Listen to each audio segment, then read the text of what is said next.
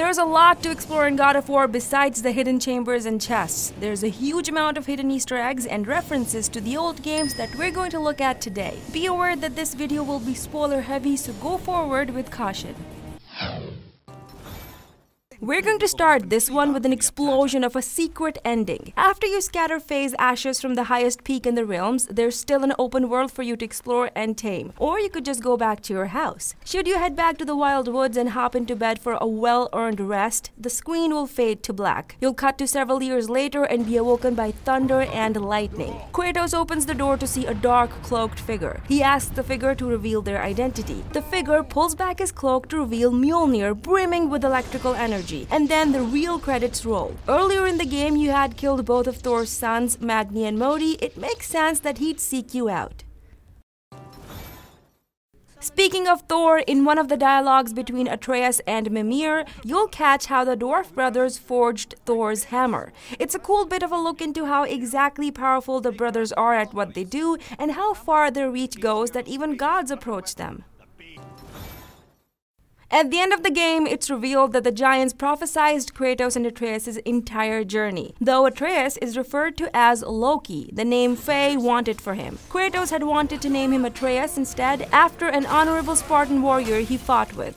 The only question at that point is, are they making Atreus into the Loki, the stepbrother of Thor? This is kind of a confusing one since Atreus was never portrayed as a trickster or a mischievous child, even though his powers are not yet fully manifested. But so far, they look to be more along the lines of affinity for languages and telepathy. However, Loki was half giant, and Sony Santa Monica could be taking license with Loki's nature as it has with a few other things.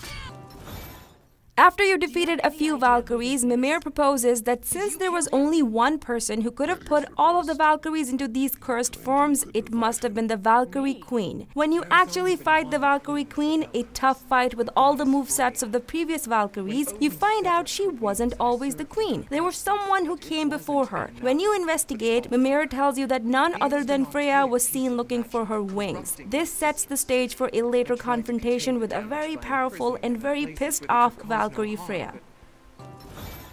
Yes, a squirrel. At the very top of the Light Elf outpost, after you've solved a few puzzles, beaten some enemies, and sealed a realm tier, there will be a very special chest. It contains the ability for Atreus to summon Ratatoskr, a mouthy squirrel who seeks out items for you. If Atreus has light arrows selected, Ratatoskr will dig up health stones. If Atreus has shock arrows selected, Ratatoskr will dig up rage stones.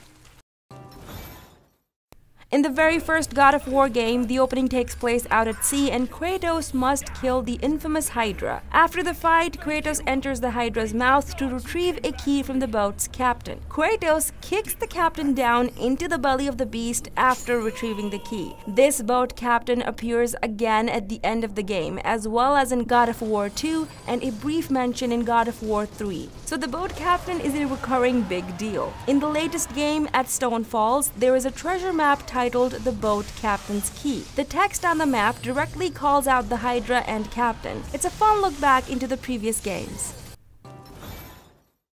God of War doesn't only touch the Norse culture, if you may, but included a reference to other mythologies too. It appears when you go to Odin's chamber in Helheim and come across a triptych that shows symbols for gods of war from other mythologies. Like Greek symbol for God of War, there's a Celtic symbol below it, an Egyptian symbol at the top left corner, and a Japanese symbol for God of War. It can be seen as a slight nod towards the worlds that Kratos might explore next.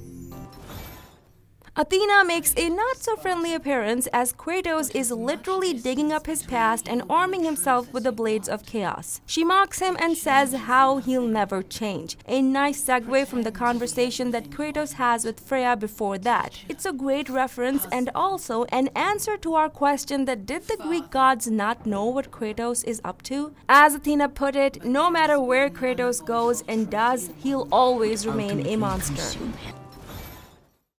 After your fight with the first fire troll, make way to the rune chest and there's a reference to the antagonists from the second God of War, the Fates. Those ruthless sisters that led Kratos to hell, but in the end Kratos was the victor and he wiped his destiny. Here, when Atreus translates the runes and tells that it means the Fates, Kratos gives a not so happy reaction.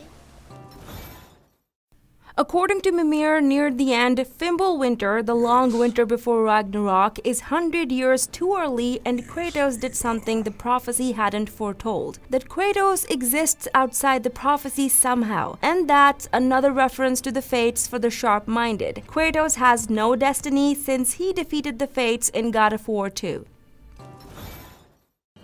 In a father-son in a boat together moment, Kratos tells Atreus a story of horses. Using that analogy, Kratos is actually telling him about his past, how Ares betrayed him and how he finally avenged that betrayal. It's a cool way of letting us all catch up with the lore.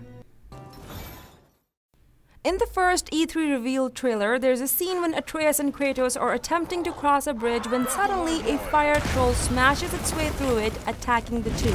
In the game, on the other hand, that isn't the case until you cross the bridge and find a little side diversion with a couple of enemies. After killing them, Atreus makes a remark of how he totally thought there was a troll under that bridge. It's a cheeky little reference to the first E3 reveal, and we like the devs kept that change in mind and gave us something fresh.